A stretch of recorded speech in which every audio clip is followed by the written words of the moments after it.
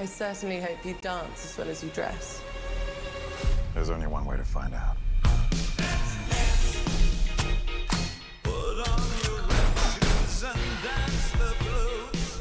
You and I, we're not so different. Agent Argylle. Little help? Hold on.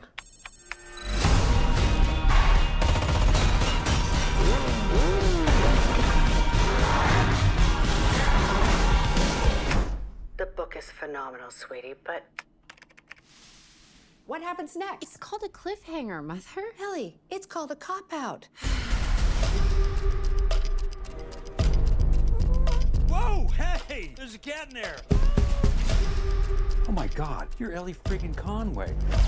Author of Argylle series, Elly Conway! I am such a fan! Oh, yeah? What is it you do? Espionage. Would you sign my book? Here we go.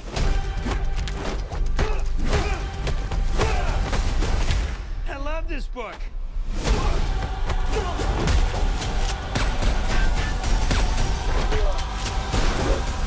Come on.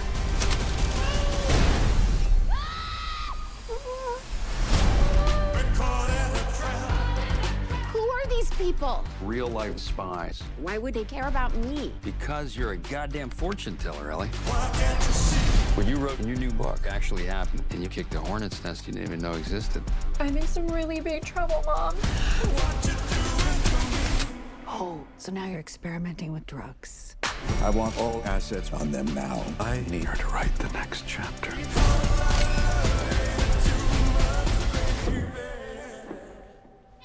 God, I hate that cat.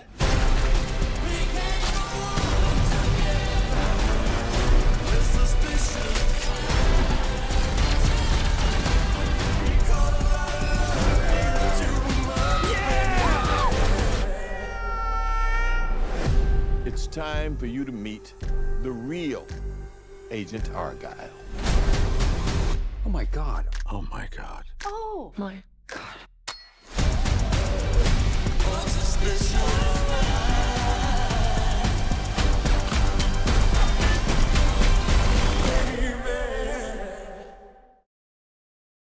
Welcome to the periodic table of awesome.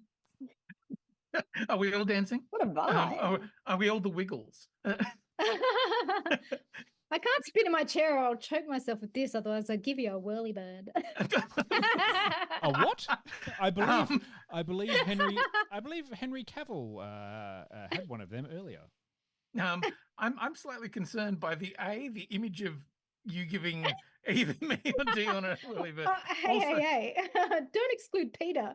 No, I'd gladly give Peter honestly, a the whirly image bird. of giving Peter a whirly bird is a very different thing. It goes into a very different direction. But also, it's been very hot and sweaty here in Sydney in the last couple of days. Quite frankly, that whole whirly bird thing, no. I mean, come Bad on. place to Get be. your minds out of the gutter. We're a very serious and respectable, Yeah, niche there's no swamp crotch review. over here. Well, that's wish a I could better. say the same. That's a better one, Jill. We could call it the Helicrotchter. That's a good one. Yeah. And also, that's better than what we came up with earlier. Yeah, which we'll not be talking about. No, we're not. Hello, we're doing introductions. Introduce yourself tonight for the first time, based in your best shit spy accent. Oh, this is a Hello. spy accent. Oh I'm my Josh. God. Hello, I'm Dion. Ma. The name's Jill. Bond Jill. So my shit spy accent would just be my normal accent, because if I tried to do an accent, Peter. I would immediately blow my cover. So, I'm Peter, and I won't tell you if I'm a spy or not. That's as good as it gets. So far, best spy out of all of I us. may or may not be a spy. It's probably how I'm going to start the rest of my interactions from now on. Hello, I am very much not spy from Russia. No, you're a spy from Kazakhstan. Yeah, Yakshimesh, etc. But no, me and my friend Bolden and Dimitri, we are not spies at all. We are lawyers in small town in Sydney. Oh, Jesus. Ah, dear. What are we doing tonight? It's a new month. It's February, the shortest is. month. Yeah, oh, Not oh, this yes. year. Isn't it? Is it a You leap get a year? cheeky little day extra this We're year. still it's still the shortest month though, right? Yeah. Like every year, February is the shortest month, right? Like No, sometimes it goes all out to 34 days. It's one of those fucking mad years, like months where it's just like, oh, I'm just gonna go with whatever. lousy, I like it. lousy March weather.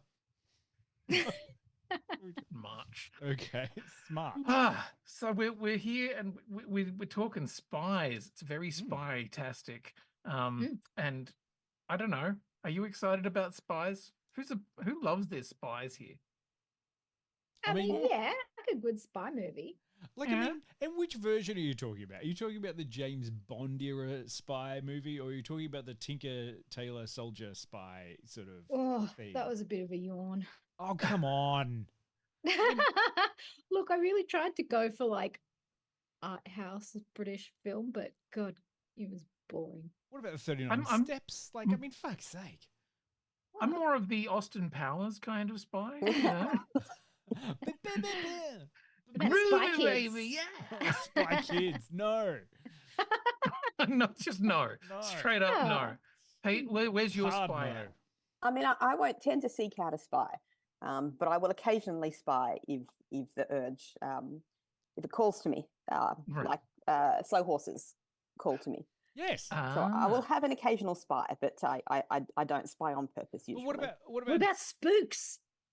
No, I never watched Spooks. What about Jason Bourne? I was going to say, where are we at? I with mean, the Bourne? first one, and then like, what are you doing? What about Mission Impossible? I mean, the not first spies. one, and then like, what are you doing? Like, I'm a big fan of Mission Oh, Impossible, dear. so long as it's in Sydney and so long as it's directed by John Woo. That's Brilliant No, fucking movie. yeah. Motorbikes flying at each other. It's just, Oh, yeah. it's yeah, Doves. Oakley sunglasses being thrown before they blow up. yeah. Yeah. I dipped into a bit of the Alias back in the 90s. Fucking Alias. Yes. Nice. Loved Alias. He was my favorite jester. Sorry, 3 people in the world got that fucking gag, I didn't. and I nearly killed Peter with it. Sorry, Pete. Yeah, I grew up on spies stuff because Dad, the only films that Dad would ever really kind of bring home, like back in VHS times, was the 007 movies. So quite often the whole thing was like, yeah, okay, we're watching a James Bond on a Friday night on the video. That was pretty fucking cool. I've realized since then that they're not particularly great films. Many of them are terrible, like horrifically misogynistic and all sorts of terrible God, things. yeah. But hey, Yeah, and extremely predictable. yes, you knew exactly what was going to happen, and I think that's probably why I liked Austin Powers so much, because it was like, aha, oh right, you're in on the joke too. Okay, so you're all for like fun spy rather than actual spy thing. Is that the litmus test that I'm getting here? Is I that like both. Just got to be exciting. spy? Does it have to have a twist though? That's the thing. Oh, fuck. Yeah, we're this early into the review and you've said the T word already? What a twist. I don't want to let the cat out of the bag. Remember, that's from the marketing material. Which annoys me on so many levels. Is that because the cat stays in the bag 90% of the movie and it's just like, what do you mean? But also, like, clearly they're setting this whole thing up to be like, all the marketing is about, don't tell anybody the big secrets. Don't tell anybody. And it's all going to be about the cat. And when we get to the spoiler section, we'll talk more about that. I mean, we may have to do an early spoiler section because it's very, very hard to talk about this film without revealing a twist. Do I have to- Because this Yeah. film is like it's basically. I mean, I know that last week was just absolute chaos, depending on and you were rolling it however you felt like rolling it. But do I have to put up the thing to say spoilers yet? Not I mean, yet. it's I like- think, I think we can get through 20 minutes Yeah. without revealing I mean, any of the major plot Yeah. points. Are we just Yeah. doing spoilers first, and then the last half of the podcast shall be spoiler free, just to throw it around a little bit? You know what? I say fuck it. I say let's just talk about the other things that we've watched and give short reviews right now. Put off talking about Argylle for at least 20 minutes, then Sure. rate it, then do a clip. Fuck it. Yeah, Why yeah. not? No worries. Oh, We're actually tonight You we're mean gonna what we do every week? tonight we're just going to actually give a pre-review of Madam Web, and then and then come back and see how accurate we were in 2 weeks. How's that? I tell sound? you, it'll be dry, dull. What other adjectives? I fucking saw Dakota Johnson's SNL episode, and thank God for nepotism because she wouldn't have a career otherwise. Holy moly, she was a stinker. If Justin Timberlake didn't take over the whole fucking episode, it would have been awful. Well, I'm sad I haven't watched it. I'm glad that I haven't watched it all at once. Dear. we are doing But Argylle. anyway, we are Argylle. talking about Argylle. And what is Argylle? Yeah. Argylle is a particular kind of print Yes. that is made famous is. by Socks. colonialist Britain, who just kind of came in and went, yeah, this is the cool thing. And because this is made by a British person, he decided to call it Argylle and then created an entire false narrative around it, which was used in the marketing, and everyone got confused. And in the end, we're not quite sure where this came from because someone... So how much? Do we want to go into that a little bit more? Yeah, I was Probably. going to say, how much have people kind of like glommed onto the whole weird marketing thing for this movie? Because there's a whole thing going on that I wasn't even aware of. There's a Yeah, me Me neither. neither. I didn't glom onto it. I didn't find out about it till after. There's a very small amount of me that just wants a absolutely stupid toy they had on the desks, which was just that thing of like, oh, action figures. Maybe Henry Cavill's shit haircut. And also John Cena Hawaiian shirt. I'm sort of sitting there going, maybe I do. And then I was like, no, what is going on with this thing? So yeah, Anyway. Alongside the film, there is this weird marketing campaign that is seemingly about trying to work out whether or not Argylle is a real book. And from what I can tell, the book has been released into the world. There is a book of Argylle. It never existed before. And it's a little bit like Princess Bride. So the Yes. Princess Bride, Diaries. if anyone's ever... No, the Princess Bride. Oh, Are you okay. saying that S. The- Morgenstern isn't a real so the- author? That is correct. So it was written by somebody who was talking about a book that didn't actually exist and was retelling it. And so feels like it's trying to do some of that, where it's like, oh, there's this mystery as to who this author Elly Conway is. And maybe that would have worked if you'd actually, I don't know, done the marketing 6 months before the movie and built up some kind of conversation about it. But doing it when the movie comes out, where everybody sees it and goes, oh, it's just Bryce Dallas Howard. But what? What are you doing? But everyone... No, it did start up months before the movie. It started up a whole year before the movie. It just didn't Did really it? gain any track. Oh, yeah, if you look at the Instagram page of the author of the book, that goes back posting about a year. Yeah, It was like one of I those... wasn't. the author of the book. I don't know. I don't saw know what, some of like- the social media where Henry Cavill was signing the books and putting them in a different place in bookstores and all that kind of stuff. And I was like, okay, fine. But in the end, it just ends up like did you see Tar, the film? Yes. Tar? Yeah. Which was all about the, famous composer Tar, who wasn't real. And that actually made me go, yeah, I know, right? Not real. Movies are lying to us. What's going on? Based on a true... Are you telling me Fargo isn't based on a true story? What? Hang on, are you trying to tell me that Transformers aren't actually real and don't exist in the real world? While they are robots in disguise... They're spies. Yeah. Ah, It all comes back to this. Yeah. In the real world, Quinny, Decepticons are the good guys. oh, how dare you? The really weird thing about this whole marketing campaign though, as we've obviously said, it didn't work particularly well. Mm. Like, there's this whole thing about, is it the person who sold the rights to a book to a manuscript that'll become the film? No, and then suddenly then people there are like, was, it's Taylor Swift. Like, what? And That part made zero sense to me. yeah, it's the part that everybody goes, huh? Yeah, and I'm out. Yeah. Yeah. But also, it hits the point where you go, and I don't care. Yeah. You know, who wrote the book? I don't know. Probably somebody, another author who will get no credit for it because it was probably paid for. Who gives I a mean, to shit? be really honest, if I was Taylor Swift, I'd be distancing myself from Argylle at the moment, going, "Oh no, it's not me." You can shaggy it all she wants. I mean, look, the premise was really interesting to me. You know, of the film, because I love a genre parody, even, you know, if it's not a genre that I'm like super into. I love having a bit of fun.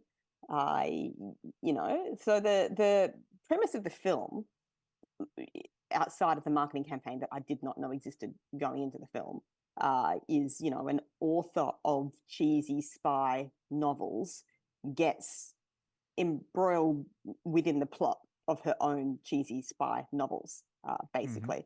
A lovely excuse to, you know, take the spy genre and turn it on its head and, you know, have a lot of cheesy fun with it, which, you know, at that level, totally on board.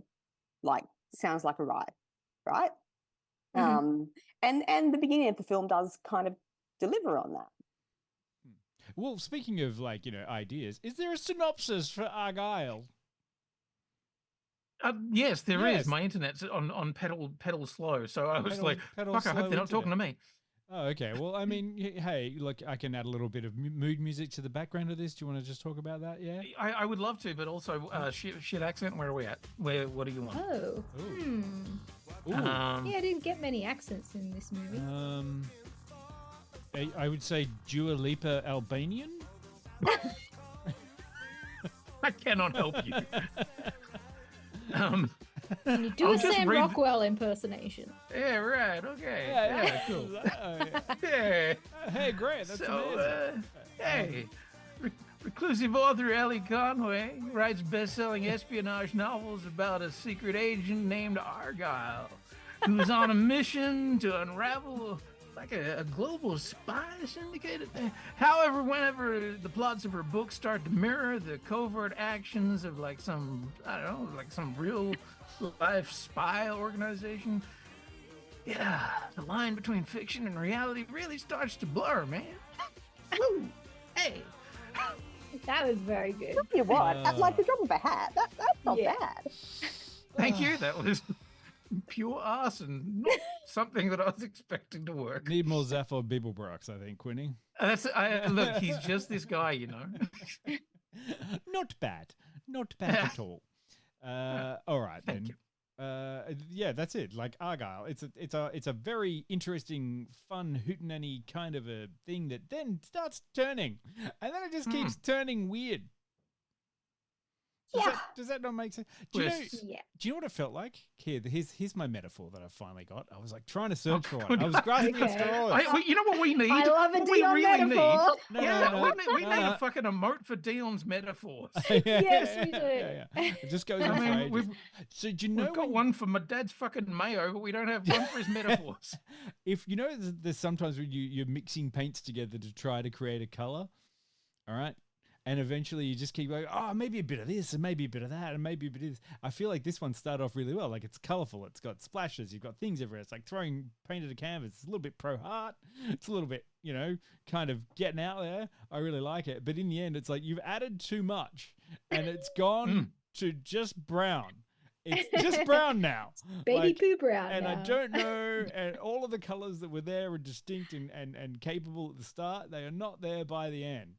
And in the end, you have gone to Browntown, and nobody's happy. Yeah, and you've painted it on your wall, and you stand back and you've gone, well, I've done that now.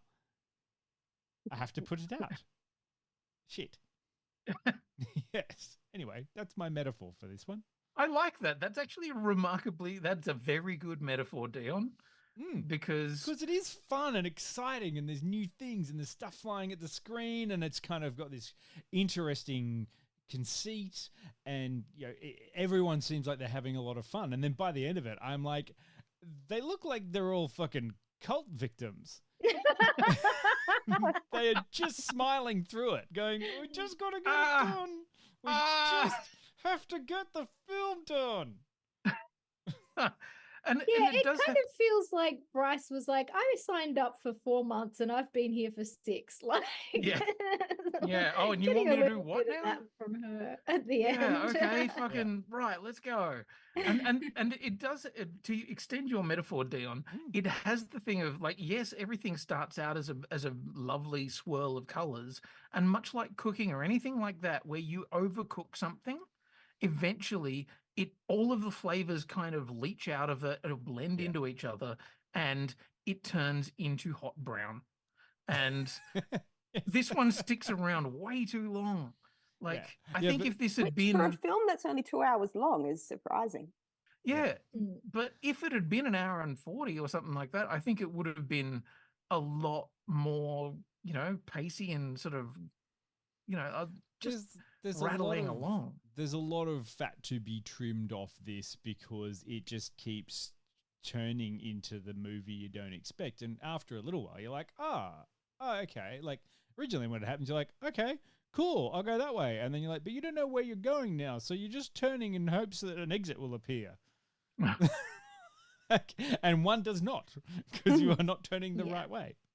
I mean, one big thing from this was like the whole "don't let the cat out of the bag" campaign thing of like, there's a twist, don't spoil it for people. We left very confused because there's about 5 twists. We don't know which one they are referring to. Which one are you talking about? Don't spoil which bit. Yeah. We might just spoil it all for you later. Look, but I would say, absolutely. Look, there were lots of things that I liked about this movie, taken in isolation.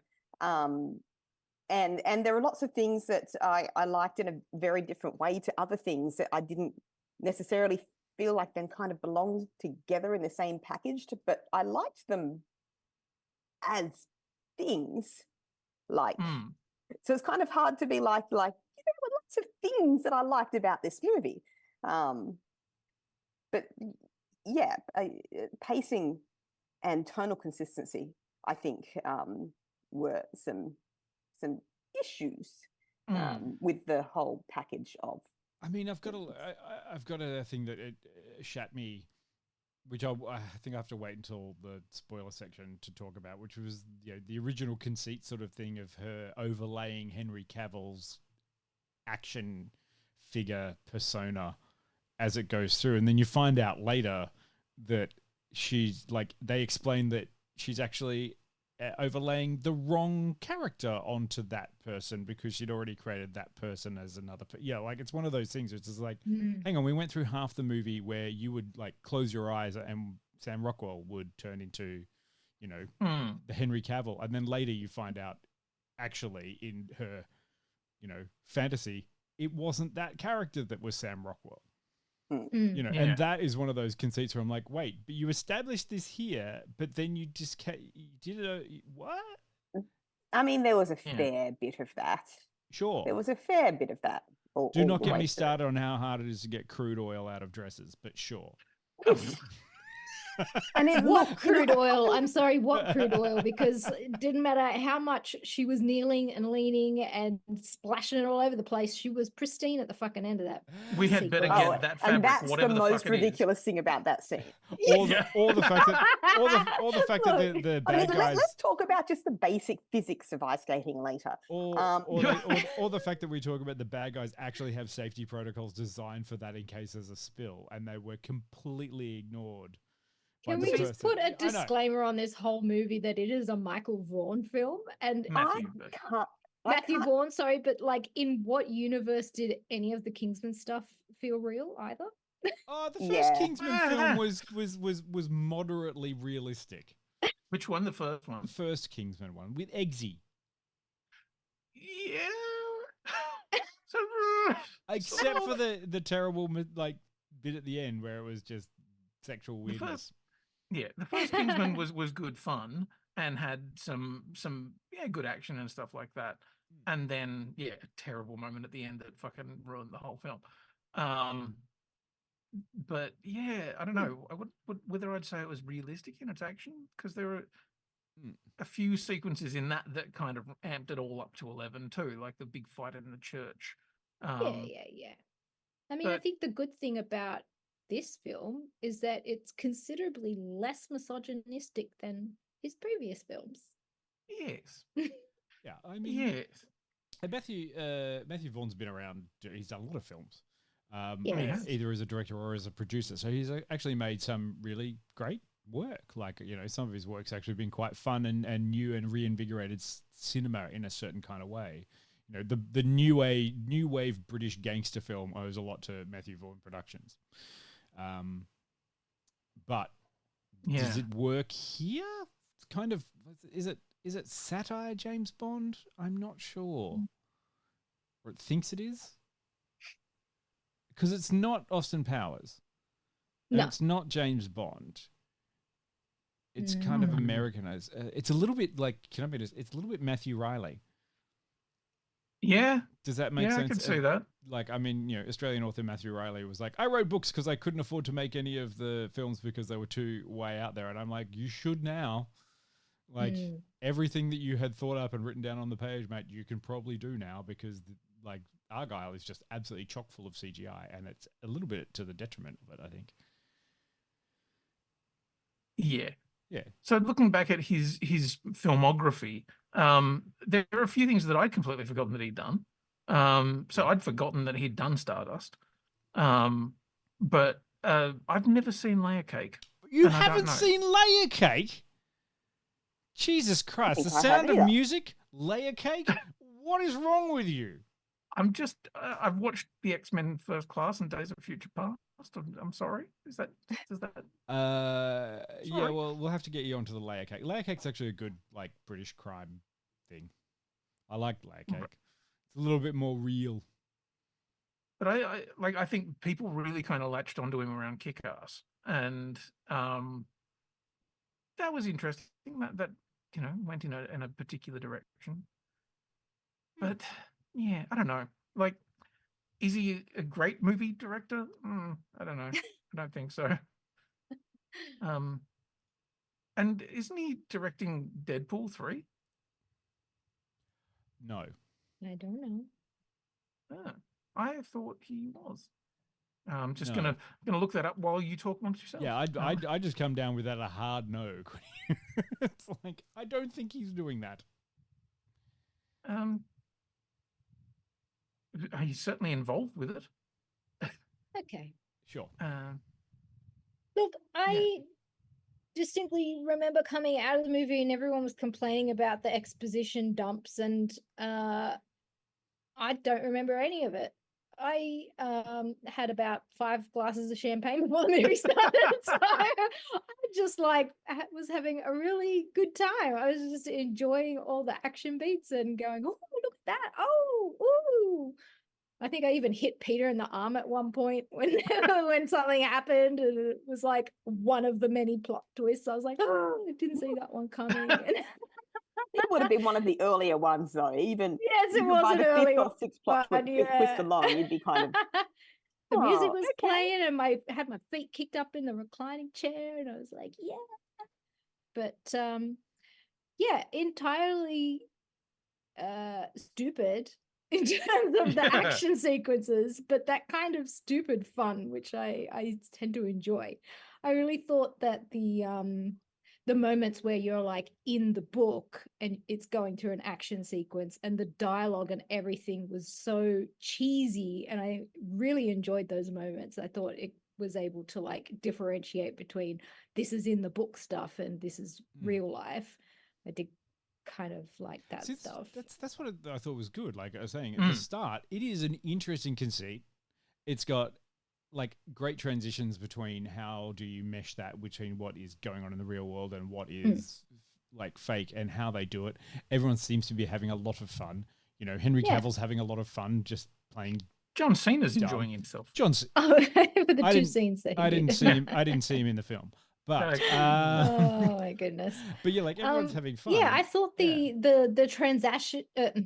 Far out. How many drinks have I had tonight? the transitions in the fight sequences where you're swapping between the book characters and the real life characters and whatever was happening, I thought was very clever and very well done. I quite liked it. And a real testament to like action directing and blocking and a bunch of stuff for that. Like I really would tip my hat to that, going, that is, you can only do that if you have people like who like great stunt team, great actors who know how to do physical stuff and be able to tip that. So that's like, you know, Cavill, Rockwell and the stunt team nailing it. Being able So for as much as they did lean on CGI, they also had a very what do you call it, technical other side of the film with all this other stuff. Yeah, the stunts were actually great. And this is what I said, like, you know, good half, 2/3 of that movie, I was like, I know lots of good elements. Yeah. Lots of really good elements. Loved Sam Rockwell. Really engaging performance. Yep. Yes. I like Bryce Dallas Howard. Bryce Dallas Howard, but what she had to work with for a lot of the film was, you know, not as enjoyable. But I liked her in the role. Everybody who had to essentially deliberately do their jobs terribly in the bad spy movie alternate universe, great. I'm very happy to see the return of Bryce Dallas Howard's magical running heels. We last saw them in Jurassic World. Back again for this one. It's like, oh, that's grating. You can run on that. It's fine. And I that sort of fictional world is so much fun because it is just hitting all of those stereotypical spy beats, and you're just like, this is fun. This is just doing its thing, and then it hits a twist, and you're like, oh, okay, right, and then it hits another twist, and you're like, oh. The twists I do see as kind of extension of that parody. Like there's always a twist in the spy movie, and then, you know, taking those twists and the escalation of those twists and a number of those twists to the extreme. Yeah, because I there think is a part of it. there's one very complex twist in the whole thing. Yeah, but I kind of you can walk a line, and you know you can completely shatter through the diminishing returns barrier, and I think that is kind of what happened here, because like one or two ridiculous twists was really all the movie needed to be like an enjoyable spy parody, like with stylish fight scenes and stunt scenes and that kind of thing. Like the 3, 4, 5, 6, I didn't actually count additional ridiculous twists. I think all of those were diminishing returns for me by that stage, and that's where it's kind of the fun started to wear off there. I think that was the issues. They kind of shot themselves in the foot because they created this very complex plot, and then it feels like they had the idea, then they had to work out how to bring that to life. It was like, you know how they what did if it was this? And then they had to kind of write around it, and it got very messy and very complicated. And I think that lended to having a lot of unnecessary stuff in the film. And you know how they did it? You know how they did it? Fucking tons of exposition. Too much fucking exposition. Jesus Christ. I don't remember it. But also like stylistically, because everything is like escalating because it's what they're purposely doing. Stylistically, the fight scenes kind of change from, you know, that's super clever stunt work and very, very well coordinated to like, oh, this is like fun, but like stylistically extremely different to how we started. And I don't hate either of the things. Like the super fun, ridiculous things towards the end were super fun and ridiculous, but it kind of felt like I'm not watching the same movie that I started watching. Like, I feel like a lot of you haven't seen Kingsman: The Golden Circle. Oh no, we have, because this is very. I know it reeked kind of that. Yeah, the final fight scenes were extremely Kingsman. And I was just Yeah. like, oh no, we've gone down this road. Okay. Saying I don't like that as a thing, and I'm not saying I didn't kind of enjoy those scenes for their own But selves. there were two I didn't like them for the film. Yeah, but there were two opposing themes within the storytelling, and it was like wasn't really a lot of consistency. And I will ask the question that Trav, Jill, you were sitting next to Peter, hitting her on the arm. Yes. I was sitting next to Travis, and he was hitting me on the arm. And there was a question he asked, and I actually came out at the end of it, and I went, and I thought it was a very, very legitimate question. What were they after? What was the point? What were they trying to do? Yeah, and it wasn't until you guys even asked at the end that I was like, It was the silver bullet. They needed to get the silver bullet. What did that do? But what was this bullet? Yeah, but it didn't do anything. It just had. I mean, again, I think that's like a very direct parody to the genre. It was like maybe a MacGuffin. too literal parody. Yeah. Yeah. It's your MacGuffin, but like if there's in so many ways there's nothing at stake. Yeah. Like you know, there's. I mean, what's up with USB sticks? Does anyone use USB sticks anymore? Because I know I don't. I have gone down in my use of USB sticks because it's all on the cloud now. Why wouldn't you just say it's on a secure server on the cloud and you can't get to it? Yeah, the stakes were false in this film. Yeah, which one of those contains state secrets though, Quinny? This other one. There's one just off screen. Yeah, that one. Oh my goodness. Okay, so for a spoiler-ridden film, we've been talking about this for quite a long time without doing to talk any around spoilers. the spoilers so well, but We've shall done we very just well. dive into them? Like I think after we're going to we do the need thing? to rate this and do a clip. Cool. and Are you happy, do Dion? We're doing it spoilers. absolutely by the book. Look, for all I know, you could have been like, hey, I'm happy we're going to play 4 clips and good night, everybody. And I would have been like, fuck, okay, fine. Like, whatever. Yeah, and I'll start. Just to help kick things off, I'm giving it, Oh, look I'm at him giving go.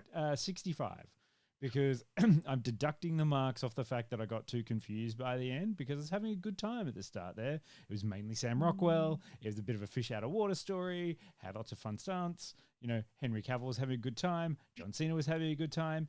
I had to go and Google who the fuck Dua Lipa was. You know, So mad at you. I know, right? I was just like, I don't know. Dua Such an old Lipa. man.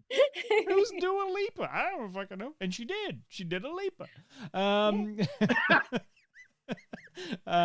Yeah, like it was kind of like it's fun, but then by the end of it, I was just actually going, can this movie end, please? I've had my time now, and while it's all kind of like colorful and shiny, I just kind of got a bit bored. So yeah, I don't blame the people who are like, oh, Argylle hasn't had a really great opening weekend and has lost a lot of money. And I'm like, yeah, kind of sucks. Which is, Sorry. because everything about it on paper looks like it should make a lot of money on an opening weekend. First half hour, 45 minutes, maybe hour and 10. Great. Like just kind of interesting. Like, oh, great. I can't wait to see where this goes. And then by the rest of it, I was like, I don't give a shit anymore. Right. One of the ladies, do you want to take it and run with it? Yeah. So I would give it an 85, but you have to take into account that I had a lot to drink. So we'll drop that down to a 75. And then when somebody pointed out that the MacGuffin was like a red herring to the whole plot of life, I'm like, I'll take another 5 points off and I'll give it a 70. Right. Thank you. Yeah. I'm just like waiting. I'm just curious about the fact that the score comes down if we've been drinking. Yeah, because I had beer I was- goggles on. With champagne goggles. Oh my I God, was like, Jill. this is Champagne fucking great. And then afterwards, everyone's like, but this. I'm like, oh yeah. Oh, yeah. no, it was actually terrible. Oops. I mean, the lesson we should all learn from that is just to be drunk when watching movies. Absolutely. All the time. If you- I'm gonna if have to you're going get to be- smashed to see Madam Web. Oh yeah. Gonna be shit faced. Fuck, that'd be entertaining. Oh dear. I'm really torn because there were a lot of things about it that I really liked, and even the bits that I didn't really feel fitted in the film were super kind of cool in their own ways and in their own rights. But if I am going to like judge it as a package in relation to my enjoyment as the like having to sit there for 2 hours and do the entire package, it's hard to do a full 70. So I'm just going to have to like drop it off 1 dirty point and go 69. Nice. Nice. I thought about it a lot while, like after watching it, because at the time, very much the same as you, Jill, I started, and like drinking, I started really strong, and I was like, yeah, I'm having a good time. This is fun. Yeah, this is great. I'm having a good time. And after about an hour and a half with no drinks, I was like, I'm starting to sober up now. It's that last half hour. Yeah, and it was at the point even where for I the was getting person the whole way through. It's the last half hour. Yeah. I It got to the same started point as you, Quinny, and I was like, oh, the drinks are wearing off. And now this is weird. Yeah. And I mean, the first thing I said after it finished was, oh, that was shorter than it seemed. yeah. And when the film feels longer and like it's really overstaying its welcome. Hanker is making a very good point, and I can't wait to get to spoilers because this is the first thing I want to talk about. Oh God, yes. So you're kind of like if you're going to be taking anything when you watch this film, it's kind of like do it when the credits start, and then after a little while, about 45 minutes to an hour and a half later, you'll be like, oh no, I'm in the zone now. That's what it's for. Like if you need things to really kick in, yeah, right. Fair enough. Yeah, look, I think for me it's a I'm probably 66. And I was thinking about it, I'm like, is it 66? I don't know. 66. I think it's an interesting idea to do an action movie that puts the particular person in the lead role that ends up being in the lead role. And that is really cool, but it doesn't do it overly well and it overstays its fucking welcome. And Dion, your color theory explanation metaphor is annoyingly good. Yes, I'm annoyingly good. Like, because it's absolutely what it does. It just smooshes and turns into brown. Sure. Shall we go to see a clip and then come back and talk about it spoilery? Yeah. My word. Yes, I got to go to the defending Ellie bit. The train. Sam Rockwell on a train with Bryce Dallas Howard's Ellie not coping with it. Okay, we'll go watch that then. God, I love this book.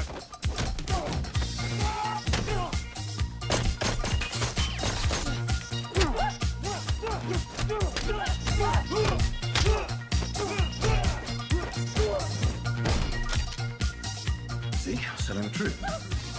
Who's the weirdo now? Not a real fan. Don't worry. I have it all under control. I got everything under control.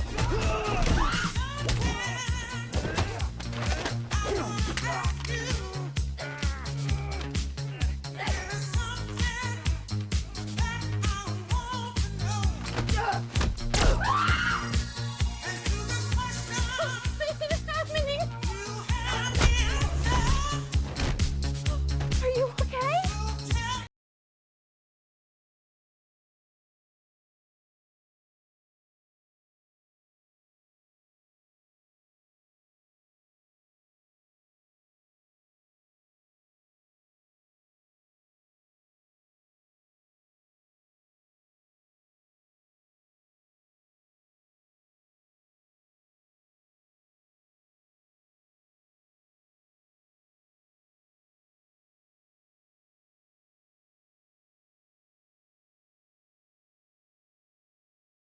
Yeah, there we go. Okay, you want to repeat that? No, not so that people can make up their own minds about what we said there. And I'm just saying it was fucking flawless. That's all I'm going to say. Oh dear. Yes, we're back in the spoilery section now, so we can at least talk about some of the twists. First thing I would like to address is Hollywood's strict no homo policy and the detriment that it is causing to our society. Because it is revealed that Henry Cavill's book character Argylle is Yes. You're jumping right to the last Fuck twist. it, we're in spoilers. Oh, guys, okay. We're going there. If you're still hanging around, if you don't want to get spoiled, experience the 10, twists. Sorry, I'll just. Yeah. We're gonna of how start they with the happen in last the one. film, I'm fucking leave- going all the way. I'm just Leave making now. the spoiler logo a Yeah. bit bigger. There we go. I'm All going right. Okay, right just here. Just give him with 5 the- seconds to leave. 5. We're getting this far I'm up, going Jill. right This up to the far. elbow. All right. Okay. Spoiler time. So Argylle was based on Elly as a person, and John Cena's character, forget the character's name, was Yes. based around Sam Rockwell. So there's a romantic plot at the end of the film where they're actually supposedly were in love with each other. And so when they ride off into the sunset at the end of the movie and like have a little smooch, why didn't Henry and John do a smooch at the end of their book? It would have been perfect. It would It would have have been I would have given it perfect. more points. I would have Yep. actually raised Yep. the film up a few notches Yep. if they'd given us that moment. But Because can it you- would Oh, have yeah. been 100% in keeping with the characters, funny as fuck, but also Not just even just that, but like everybody I spoke to after that movie was like, why didn't they kiss? Like, and these aren't people that are like saying everything should be gay. It's just like it kind of called for it. and this from fucking Matthew Vaughn, who finishes a film where like the reward for finishing a film is getting to have anal sex with a girl. Like, dude, you're Yeah. not afraid of a bit of a shock fucking ending. Mainly, This would have been so much better. I can understand it because I just did not want to see Henry Cavill kiss anyone with that haircut. Yeah, it's hard Hang to- on, Okay, it's me- hard which to watch haircut? Henry Cavill do anything with that haircut. No. Oh, Do dear. you know what I want I to watch firmly Henry believe Cavill that do? he's auditioning Do you for the lead in Gargoyles. Do you want to know what I want to see Henry Cavill do with that haircut? Is get a better haircut. Oh. He got a mullet at the end of the movie. No, they were Oh. both bad. Okay, who wants to drop another spoiler? Okay. I mean, I've forgotten the details of all of the spoilers. But I will Oh. say that prior to that, and that wasn't even the first spoiler that happened. No. It's But not- prior to that, that main spoiler being revealed, whereby Elly is not just a helpless author, but also a badass spy. Yeah. I kind of like saw it coming because of all of the screaming and rescuing she was doing in the first 40 minutes of the film. I was like, we obviously can't make a film these days where the only female character does nothing but scream and be rescued.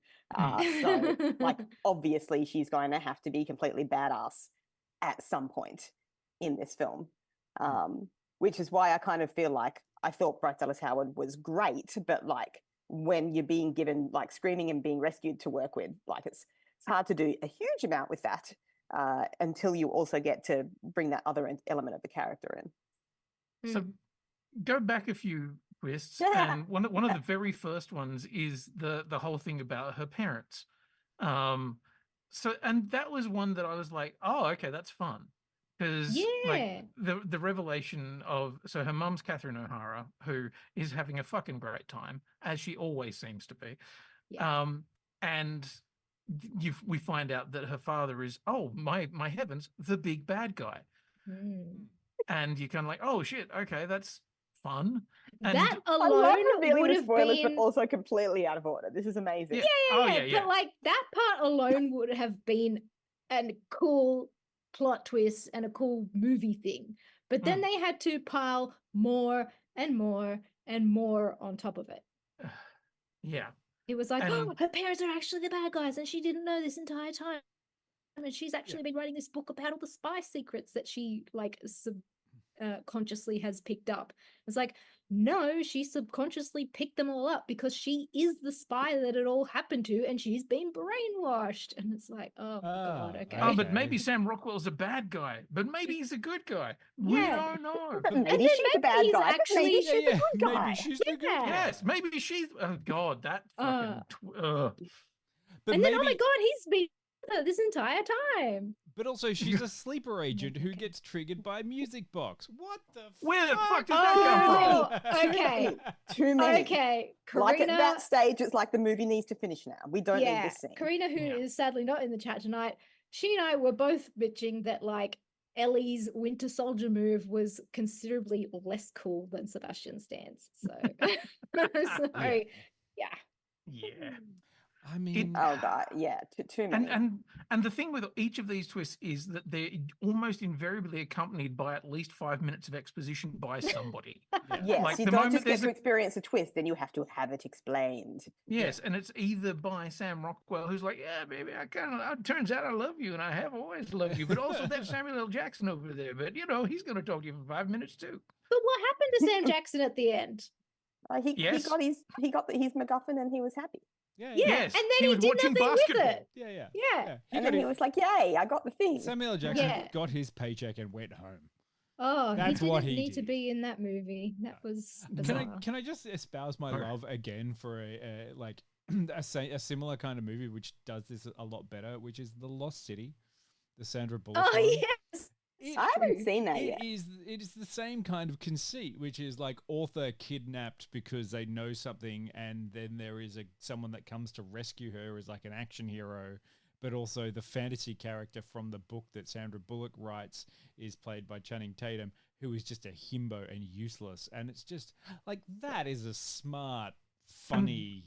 And having Brad Pitt's character up against it makes it all the more funny. It's like... That had a bit of, Romancing the Stone about it. It had some of that kind of real classic stuff, and it does it in a lot shorter space of time too.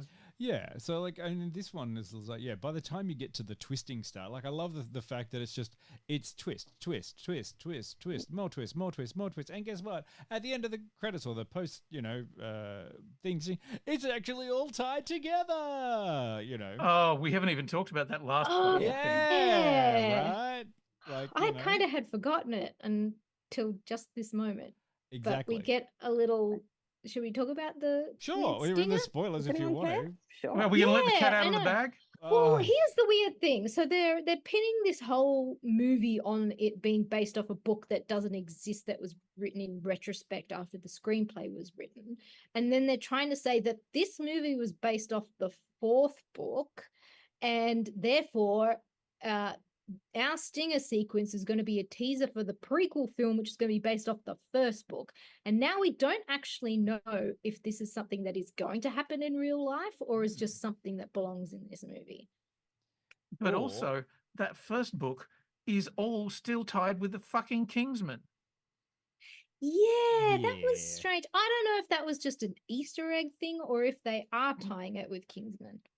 Because if you put a pub called the Kingsman in there, but I feel like that was just a nod to the other films. No, but also the bartender just goes, "Hello, what you doing here? You need one of these things, eh? It's a gun. Go on then." It's kind of but it's not like the character gave his Knights of the Round Table code name. He called himself Argylle, so it was like, this is the prequel. Like, this is how Agent Argylle started or whatever. But maybe it's Kingsman being about tailoring, and this being about Argylle fabric, I feel like it's just feeling a little bit too close. Universe. Yeah, it's a little bit too close. It's like, couldn't you come up with an original idea? You had to like pastiche over the top of Kingsman. Kingsman are the cool spies, and the Argylles are the like cheap spies, the riffraff ones. Yeah, the Aldi spies. Wish spies. With their wish haircuts. Well, yeah. Yeah. Kingsman shop at Harrods, and the Argyle shop at, I don't know, freaking Lidl. I mean, I stopped asking questions by the very end there. Like that, that very, like the last scene of the film, and then the stinger. I was like, oh, okay, I'm not going to try to make this make sense in my head. Just remember, especially because you get that fucking stinger where it's possibly Kingsman, whatever, and then they try and flip another one on there of Henry Cavill in another shit wig. And you're like, what? Yeah, that's what we just stop asking questions. That was another weird one, because it was like, is he an actual real life person now? Like, what's did we all forget the conceit that you can shoot someone through the chest and it'll miss the heart if you shoot in a very specific space? But then she also, Ariana DeBose isn't dead. Yeah, what was it? The atrial corridor or some bullshit like that. There's just this one little, like, the aorta goes this way, and if you shoot right through that hole in that 2-inch gap, then you won't kill the person. It's like, but like, As long as you I'll plug the allow that wound. because it's all just part of the spy movie. yeah, exactly. It's like it's the kind of thing that would, be taken quite seriously as something that happens in a James Bond film. And they do bother to point out that it is ridiculous multiple times. And I do kind of love that Sam Rockwell gets to point out that things are ridiculous, that are ridiculous several times in this film. Can I also point out that the ridiculous thing of like not casting another actor to play the real life version of Kira, but like it's like, oh, I've refabricated everybody else in my memories as something in my imagination, but not this person. Yeah. She's just straight up the same person. This is what I feel like. It's like, oh no, it's like it would be too confusing to add another actor in the last 5 minutes of the film. Oh no, my elevator pitch got approved. I'll wait to watch the pitch meeting for this one. Wow. Its budget is 200 million. Who am I going to get into this? It's conditional, and I have to spend 95% of my budget on the actors that I said I could get. Shit. So should we talk about the battle sequences at the end? Sorry, Jill. Oh yeah, no, that's fine. I mean, I was just thinking about that. I mean, when our sound was off, I was saying that I really liked that character swap stunt scene at the beginning, but that I thought the Marvels did it better. And the coloured smoke fight sequence was cool, but I thought Birds of Prey did it better. And that's where it kind of really goes off the rails in terms of style. Like, I didn't hate it. That fight sequence, like, was super, super fun. Like, I did like the ice skating on the crude oil, but like also kind of fun, if not way too long. But such a huge department stylistically from where we had been up until that moment. I need to point this out, all right? Okay. Literally the bad guys during that point where they burst the crude oil and suddenly, like, after having what is technically on paper a beautiful corridor, colorful kind of thing that I think was a little bit lifted directly from the Suicide Squad one with Harley Quinn. Remember when she that's why I said Birds of Prey. Like, I felt like Birds of Prey did it better. Yeah, you did it right. Sorry. But they specifically had a contingency which is like, do not shoot. It's in like oil. Like the oil is spilled. We cannot shoot. And then she shot everything up at the end. They go through like 10 minutes of that scene, and then right at the end she's like, fuck it, I'll just shoot. And I'm like, God damn. And in doing so, becomes an international fucking eco-terrorist. Because even though she's meant to be the good guy, she's actually made the whole thing explode, and now there are billions of tons of crude oil just pouring out into the ocean. Also, like, do we not think that there were maybe like people on that boat who didn't like 100% deserve to die? Like, that like weren't like just the henchmen that were trying to kill her in that moment? But yeah, I had that thought. But also, do we all understand that like ice skating just doesn't just work because it's a slippery surface? Like, having never ice skated myself, and Jill being completely perturbed by this, feel like she's frozen with that face, which is amazing. She's gone. She's gone. Oh no! Oh, we're gonna come back. We'll go to technical difficulties while we try and get Jill back. It's okay.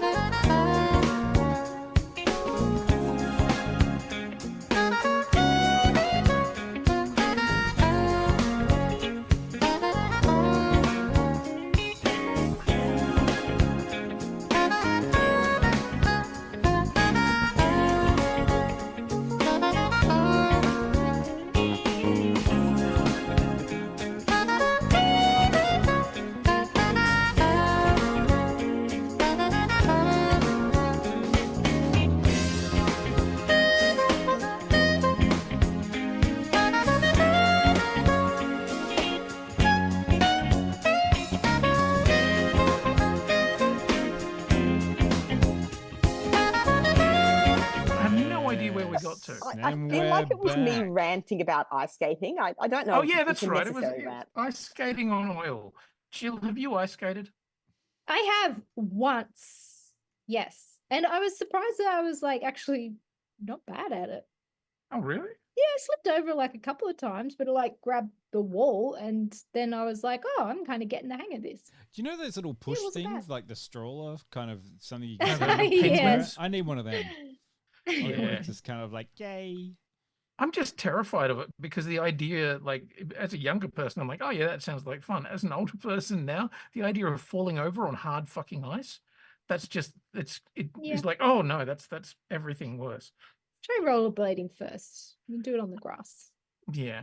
Rollerblading on the grass? No. Oh God, no. No, just to like get your balance and shit first. You gotta get used to standing on it. Nah. Can't just skate. I got old bones now. If I go anywhere near a hard surface and wheels, I'm just gonna break something. That's it. I've got fucking arthritis in my hip. The last thing I need to do is fall down on something hard. Anyway, my point was, like, I'm not like 100% across the physics of ice skating, but I'm pretty sure it's not as simple as it's a slippery surface. Exactly. The physical and molecular under the properties oil of ice is just concrete. It's just concrete, as opposed to the ice that actually is able to change property under the blades. Like the concrete can't. So I feel like just that entire scene, I was like, but this wouldn't work. This wouldn't work. It wouldn't. And also, it kind of doesn't work particularly well visually either because I don't know. I found it. You mean the credibility. entirely CG'd skating sequence wasn't believable? It's just like there, as you were saying, Pete, before, like the smoke thing. You know, we've gone into fantasy land here, and there was even a bit in the middle of that where like they're doing the whirlicopter again. And then you look at a video camera and they're not doing it. They're just being signature normal. camera. Yeah. So I think that's supposed to signify that what we're seeing really is, fantasy. That we're now kind of halfway between the real world and Elly's Argylle fantasy world, and we should just be enjoying it. But to me, that wasn't as cohesive as everything else because we kind of left that behind at the start of the film, and now it's like, hang on, are we going back to that again, or is this just a inconsistency? Do we also really need the cat? Oh, fuck the cat! The cat had its moment. The cat had its moment. But every time I the don't cat know had if a we moment, needed the it cat was to be so CGI. obviously CG. Yeah. No. Yeah. But plot-wise, I didn't mind the cat. It could have just been a real cat, but I don't understand why it was like a weird CG. There was a real cat. The real cat's name was Chip. And then they CG. Well, they spent a lot of money working out how to do CG cats in the Marvel movies. So now they just kind of take that technology and they're like, you know what, people like cats. We're gonna put cats in the film. I would like to talk about the millennial moment that we all had when the younger half of the audience gasped over a certain actor, and we were all like, "What's going on?" I did not understand that reference. So in the weird like Kingsman prequel book movie sequence thing in our first stinger, there's a young man that is playing the 20-something Argylle character, and half the audience was like, oh! And then I'm like, wait, am I missing something? Like, oh, what did I miss? Like, I'm missing an Easter egg that's everybody's picked up. And then at the end, I was like, what was all that gasping about? And they're like, oh, and we were like, this actor. And we're like, oh, which actor? Okay. It turns out it was Foppish Boy from Enola Holmes. Yes, Foppish Boy has another name. I think my it's like only reference for him. Louis Patterson or some shit like that. I don't know. But he's apparently the hot new thing. And we were all like, I don't know who that was. But then there was a funny moment because I feel like the older half of the audience also had their moment when Richard E. Grant popped up for a whole 2 seconds. I'm sure Very all the excited other for young Richard E. kids. Grant. What is that? I mean, there were quite a few faces that made an appearance. For the first half of the film, I was like, it would be hard to like not recognize a face that's on the screen in this film. Yeah. Yeah. Except for Foppish Boy. I didn't even know who Except Foppish for the Boy one that we're was. just too old to recognize. Yeah. See, I usually after a screening, you get a thing from them saying, "Hey, what did you think of the movie?" Yeah. I've never once I filled got one of from those Universal. or whoever it was. Is it Yeah. Universal? Yeah, Universal Universal. released it. Yeah. It was an Apple film. Oh yes, it was like Universal. Apple financed, but Universal released. So it's a strange Bizarre. sort of thing. If you couldn't tell, that And- it was and Apple they had- financed from all the Apple products everywhere. So many fucking Apple products. And I had some choice words on it. But the one thing that I realized is that I think what Vaughn was trying to do was to write a spy action thriller for the middle-aged cat lady audience. Like you've got the very attractive men of multiple different types. Okay. You've got action beats that are, good fun, but they're not, ridiculously violent. It's not necessarily blood and gore and everything like that. The cat and keeping the cat safe is a plot point that keeps coming back time and time again. And I feel like I'm not trying to reduce it or make it, a joke or anything, but I do feel like this is saying, okay, can we write an action film for a female lead that isn't necessarily, buff as fuck, super, super strong. Like it's not Charlize Theron in The Old Guard. It's not, what's the name from Terminator 2? Linda Hamilton. Thank you, Linda Hamilton. I was going to say Sarah Connor. Yeah, it's somebody who is a fairly normal shape and look and everything on screen, and going, okay, can we make that work? Can we tell that story? And I feel like maybe that's who it's aimed at. The bookish. You know what? I'm not mad at that either, because it's about time we had some normal bodies on the screen that aren't waifs like Miss Dua Lipa. I love her, but that's not the typical. That's not the normal. And I did actually give it extra points for that. In my review, if it had not been for that element of it, my review actually would have been significantly lower. I felt like it was hard to reveal that without also revealing that character actually does kind of become kick-ass through the film and isn't just a screaming mess the entire time. But you know what was also a good thing was that they didn't dress her matronly in the beginning and then give her a makeover at the end. She was quite consistent in like the fashion choices as well. So they weren't there was trying that to dress, which I actually did not like. It wasn't the yellow dress. Most glamorous. Like if you compare it to Dua Lipa's gold dress, like they're definitely on different levels. Like someone got the Shein version of the Versace dress, but like this is the one we ordered from Wish. I feel like they didn't try to make her look frumpy or no, she like looked that. like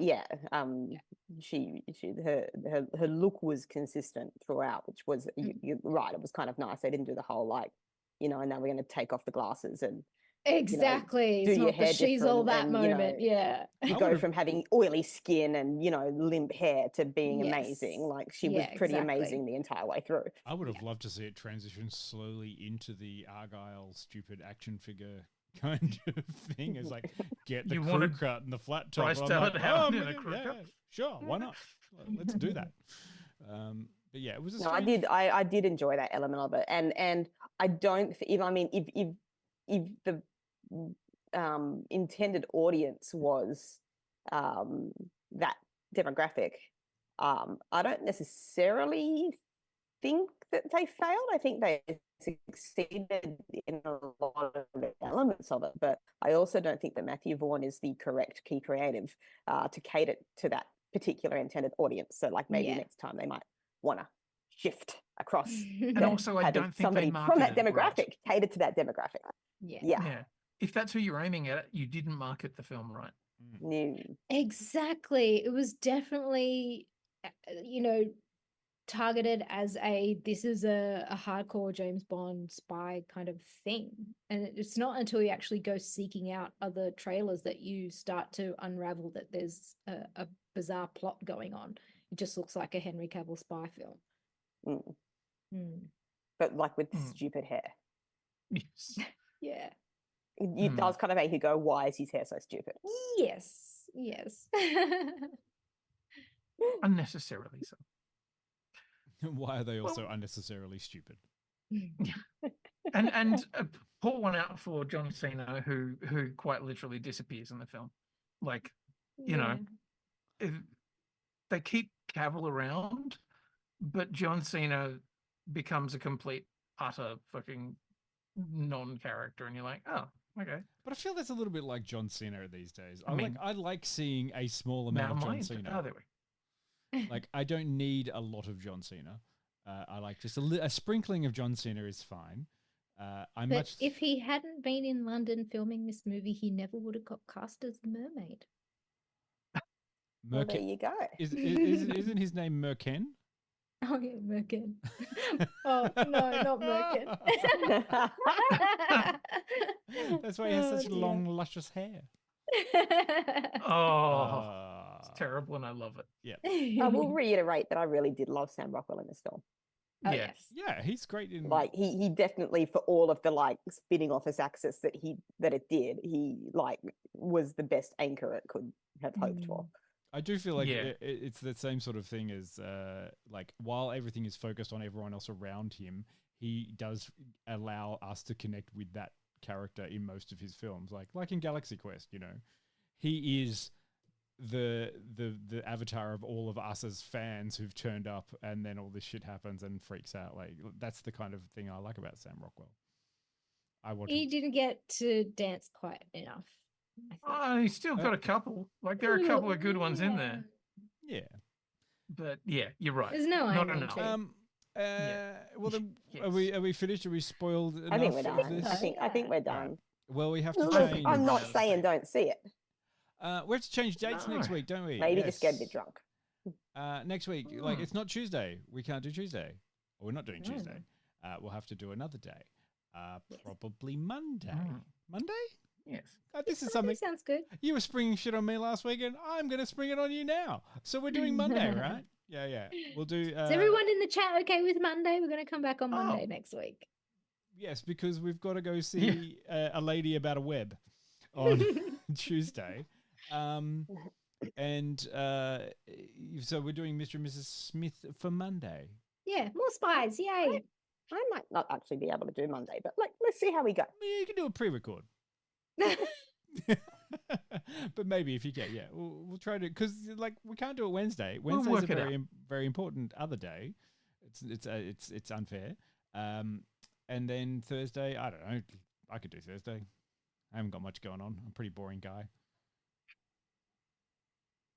Whatever. We'll work it out. We'll let you guys know. We'll work something out. There will be an announcement to you. Yeah, but get on to what is it? Amazon? Which one is Mr. and Mrs. Smith? Yeah, it's on Amazon Prime. Yes. Yeah.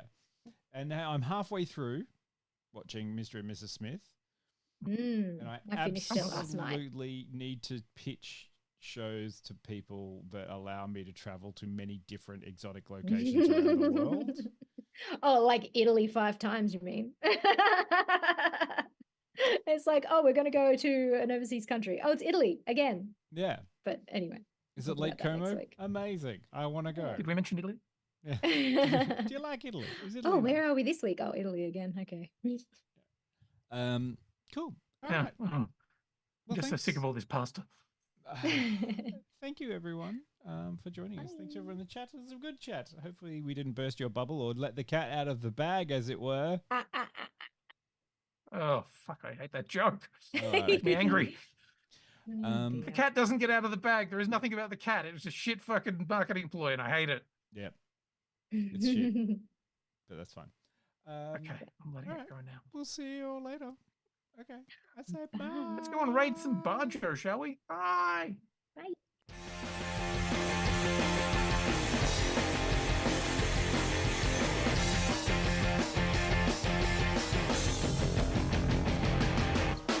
I wanna live in a world full of heroes, not sit here counting zeros in a cubicle downtown.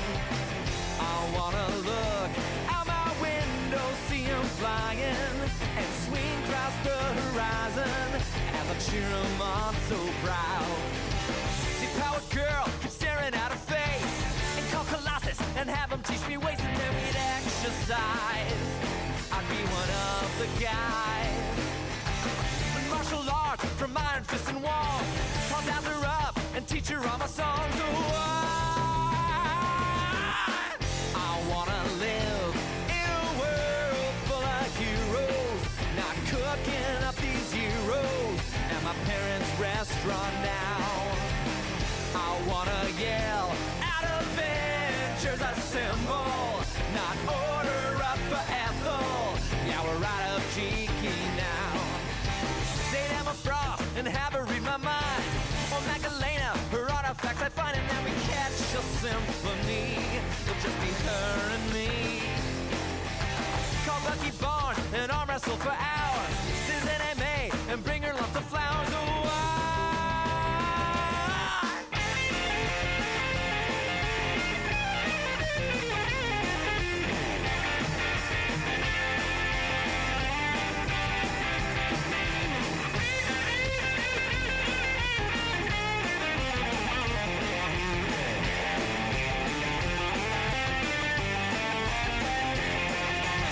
call Hellboy up and learn to smoke cigars. Be Tony Stark at all the trendy bars. It'd be a guy's night out. We'd make that wolf pack out. I'd run with Flash and do a marathon. Vacation to the Savage Land for fun. Oh, I wanna live in a world full of. I wanna live in a world full of heroes. Have NPR and CNN describe the latest team. I wanna tuck my kids inside and read them stories of superhuman glory while the sleepy faces beam. Go!